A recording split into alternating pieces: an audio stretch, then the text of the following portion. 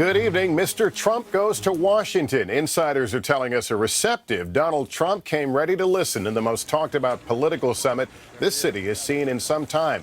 Today's meeting between Trump and House Speaker Paul Ryan created plenty of buildup and drama, but has largely left us still guessing as to whether the country's most powerful Republican will endorse his party's expected presidential candidate.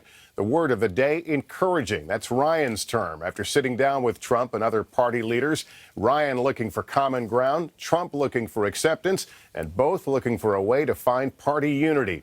NBC's Katie Tur on the meeting and a party that may be starting to warm to Trump as its standard bearer. There he is. There he is. Donald Trump stalked by a swarm of press and a circus of protesters as he faced off with Republican Party leaders in a day of closed-door meetings. A week since becoming the presumptive nominee, Trump flew to Washington to fight for the GOP's blessing. I think we had a very encouraging meeting.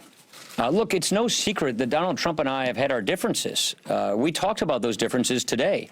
That's common knowledge. Trump and Speaker Paul Ryan at odds on a lot, including immigration. While Trump is hardline, favoring mass deportation, Ryan is open to reform. Another issue, Trump's Muslim ban, which Ryan openly condemned. This is not conservatism. What was proposed yesterday is not what this party stands for, and more importantly, it's not what this country stands for. Sources familiar with today's meetings tell NBC News Trump came in knowing what he had to do, conciliatory and receptive to the GOP's concerns. What Trump was seeking today was very simple. He wants respect, and he wants respect for his political accomplishments. Ryan, armed with charts about debt and entitlements, left without endorsing Trump, but the pair made progress. There's never 100% unanimity in anything. Oh, like Reagan said, my 80% friend is not my 20% enemy. We believe that. Other high-ranking Republicans now warming to their presumptive nominee. Yeah, I felt a lot of progress was made. I really do. And I said there is a way to talk about these issues that people don't find offensive, but yet still make the point that we're all for secure borders. Congressional sources across Capitol Hill acknowledge Trump is anything but ideal. That unpredictability and uncertainty is, something that would concern any candidate. But in another sign the outsider candidate is starting to break through, late today NBC News learned that Trump met with James Baker, one of the GOP's most respected elder statesmen, the former chief of staff for both Ronald Reagan and George H.W. Bush. Even Lindsey Graham is talking to Trump, the senator confirming that he had a phone conversation about foreign policy with Trump. And although Trump asked good questions, Senator Graham says his position remains the same. He won't be voting for either Trump or Hillary Clinton. Lester?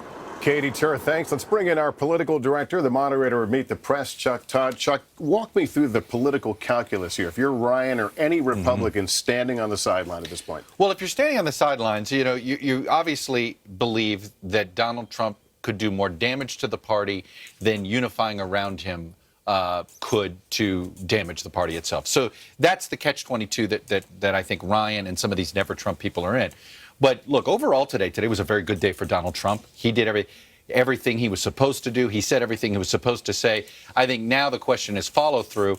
He still needs Ryan in his corner. If he doesn't have Ryan in his corner, then there's always going to be this air of, hey, there's still a divide in this party. And let me tell you this, if you don't go with Trump, you better hope he gets blown out.